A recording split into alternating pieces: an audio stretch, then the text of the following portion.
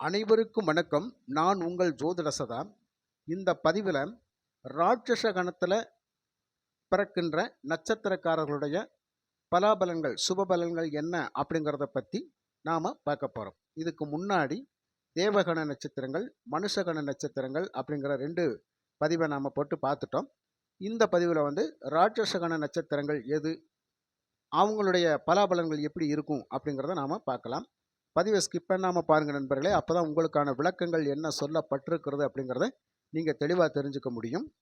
அதுக்கு முன்னாடி ஒரு சின்ன வேண்டுகோள். நம்ம ஜோதிட சதா காணொளி வாயிலாக நிறைய ஆதரவற்ற முதியோர்களுக்கு உதவிகள் செய்வதோடு மட்டுமல்லாமல் அவர்களுக்கு ஒரு வேளையாவது பசி போக்கும் உணவு கொடுக்கும் முயற்சியில் ஈடுபட்டு கொண்டிருக்கின்றேன்.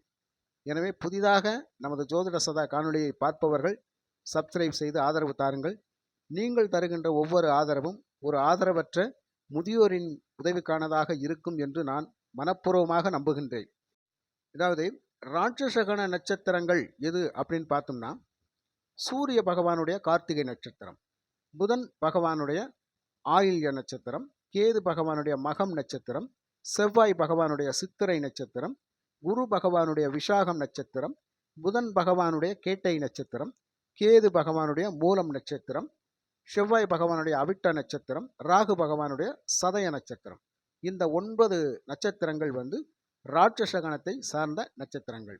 அதாவது மறுபடியும் சொல்கிறேன், கார்த்திகை, ஆயில்யம், மகம், சித்திரை, விஷாகம், கேட்டை, மூலம், அவிட்டம், சதயம். இந்த 9 நட்சத்திரங்களும் ராட்சசகணத்தில் வரக்கூடிய நட்சத்திரங்கள்.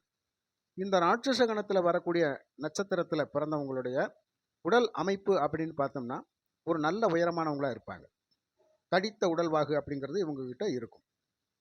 நல்ல உயரம், அதாவது குண்டா இல்லாமல் ஒரு தடித்த உடல்வாகு அப்படிங்கிறது இவங்களுக்கு கண்டிப்பாக இருக்கும். தடித்த தோல் அமைப்பு அப்படிங்கிறது இவங்களுக்கு இருக்கும். தலைமுடியெல்லாம் பார்த்தீங்க அப்படின்னு சொன்னால் அந்த கோரமுடி அப்படின்னு சொல்கிறோம் பார்த்தீங்களா, அதாவது சுருளாமல் நீளமாகவே இருக்கும். அதாவது வளையாமல் சுருளாமல் இருக்கும். அந்த மாதிரி ஒரு கோரை புல் போன்ற ஒரு அமைப்பில் இவங்க முடி இருக்கும் அப்படிங்கிறது தான். இவங்க எப்போவுமே எந்த வேலைனாலும் சரி, அதை கஷ்டமான வேலைன்னு இருந்தாலும் சரி, அதை யோசிக்கவே மாட்டாங்க, கஷ்டமாக இருக்கும்னு நினைக்கவே மாட்டாங்க. கடினமாக உழைச்சி அந்த வேலையில் முன்னுக்கு வரக்கூடியவங்களாக இருப்பாங்க. அப்போ கடின உழைப்பாளிகள் அப்படிங்கிறது இவங்களுக்கு கண்டிப்பாக இருக்கும். அப்போ உழைக்கக்கூடிய தத்துவத்தில் பிறந்தவங்க இவங்க தோல்விகளை அவ்வளவு சீக்கிரம் ஏற்றுக்கிறவே மாட்டாங்க. என்னுடைய இலக்கு எல்லாம் வெற்றி அப்படிங்கிறது மட்டும்தான், என்னுடைய சரித்திரத்தை தோல்வியை நான் பார்க்கக்கூடாது அப்படின்னு நினைக்கக்கூடியவங்க இவங்க. அந்த மாதிரி ஒரு கொள்கை படைத்தவங்க. ஜெயிச்சே தீரணும் அப்படிங்கிறது, முன்வைத்த கால பின்வைக்க மாட்டேன் அப்படின்னு சொல்லக்கூடியவங்கெல்லாம் இந்த ராட்சசகண நட்சத்திரத்தில் பிறந்தவங்க. இப்போ ஒரு பிரச்சனையில் அவங்க ஈடுபட்டாங்க, ஒரு செயலில் அவங்க இறங்கிட்டாங்க அப்படின்னு சொன்னால் அதனுடைய பின்விளைவுகளை பற்றி எப்போவுமே இவங்க யோசிக்க மாட்டாங்க. என்ன வரும் ஏது வரும் அப்படிங்கிறதான் பார்க்கணும், வந்ததுக்கப்புறம் பார்த்துக்கலாம் அப்படின்னு சொல்லி பேசுவாங்க. அப்போ பின் விளைவுகளை பற்றி இவங்க அதை பற்றி யோசிக்காமையே இறங்கிடுவாங்க. பின்னாடி நடக்கிறத அப்புறம் பார்த்துக்கலாம், இப்போ என்ன நடக்குதோ அதை பார்ப்போம் அப்படின்னு சொல்லி இறங்கக்கூடியவங்களாக இருப்பாங்க. எதுலையுமே ஒரு உணர்ச்சி வசப்படக்கூடியவங்களாகவும் இருப்பாங்க. இவங்க எப்போவுமே மற்றவங்கள்ட்ட வேலை செய்கிறத கூட பெருசாக அவங்க விரும்ப மாட்டாங்க. ஆனால் சுயமாக தொழில் பண்ணி முன்னுக்கு வரணும் அப்படிங்கிற ஒரு ஆர்வம் இவங்ககிட்ட அதிகமாகவே இருக்கும்.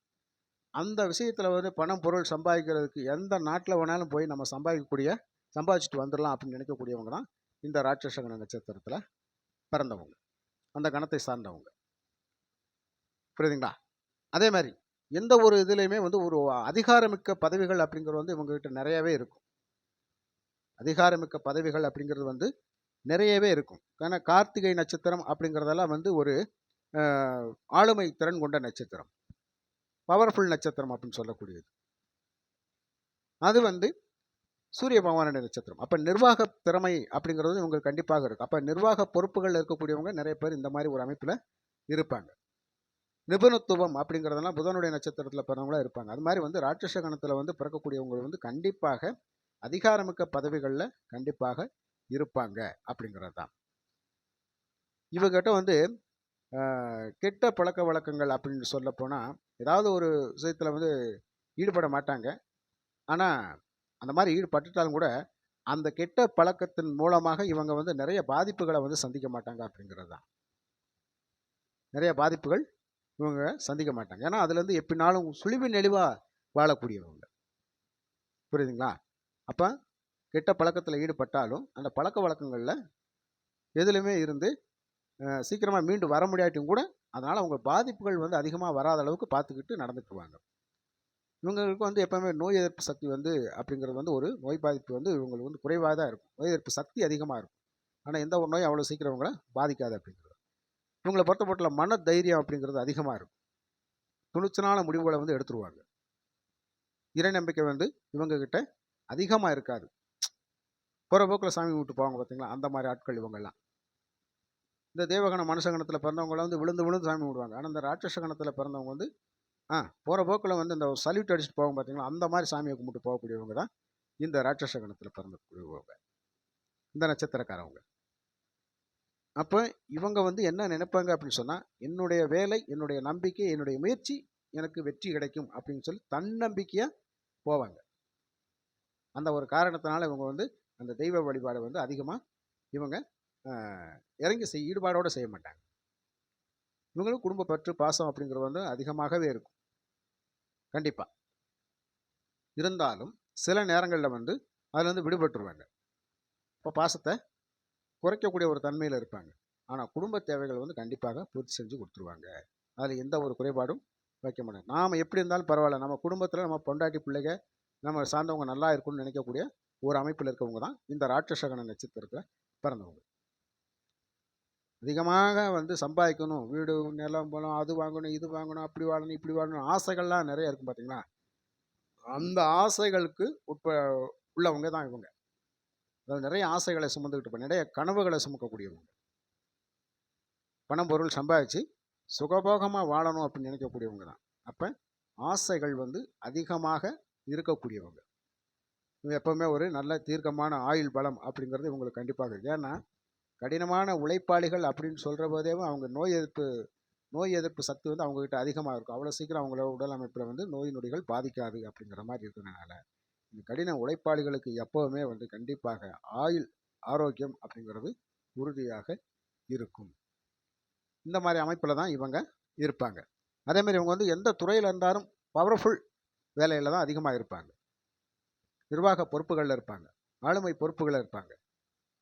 அது தனியார் துறையாக இருக்கட்டும், அரசு துறையாக இருக்கட்டும், எந்த துறையில் இருந்தாலும் முக்கிய பொறுப்புகள் வைக்கக்கூடியவங்க எல்லாமே இந்த ராட்சச கணத்தில் பிறக்கக்கூடியவங்க தான். இதுமாதிரி பார்த்திங்கன்னா இந்த காவல்துறை சம்மந்தப்பட்ட வேலைகள்லாம் அதிகமாக இருக்காங்க, இராணுவத்துறையில் இருக்கிறாங்க, அதாவது எல்லை பாதுகாப்பு படையில் இருக்கவங்க எல்லாருமே வந்து இந்த மாதிரி ராட்சசகண நட்சத்திரத்தில் பிறந்தவங்க தான் அதிகமாக இருப்பாங்க. ஏன்னா அவங்க தான் ஈவு இறக்கம் பார்க்காம எதையுமே பகையாளியை வந்து எதிர்த்து போராடி ஜெயிக்கக்கூடிய அமைப்பில் இருப்பாங்க. இப்போ பகையை அப்படின்னு வந்துட்டால் துணிச்சலாக எதிர்த்து நின்று போராடி ஜெயிக்கக்கூடியவங்க தான் இந்த ராட்சசகண நட்சத்திரத்தில் பிறந்தவங்க. இப்போ இந்த துறையெல்லாம் அவங்க சிறந்து விளங்கக்கூடியவங்களாக இருப்பாங்க. நண்பர்களே, இதுதான் ராட்சசகண நட்சத்திரங்கள். இந்த நட்சத்திரத்தில் பிறந்தவங்களுடைய பலாபலங்கள் இப்படி தான் இருக்கும். இந்த பதிவு உங்களுக்கு பிடிச்சிருந்தால் லைக் பண்ணுங்கள், ஷேர் பண்ணுங்கள், கமெண்ட் பண்ணுங்கள். மற்றும் ஒரு நல்ல பதிவில் உங்களை நான் சந்திக்கின்றேன். நன்றி, வணக்கம்.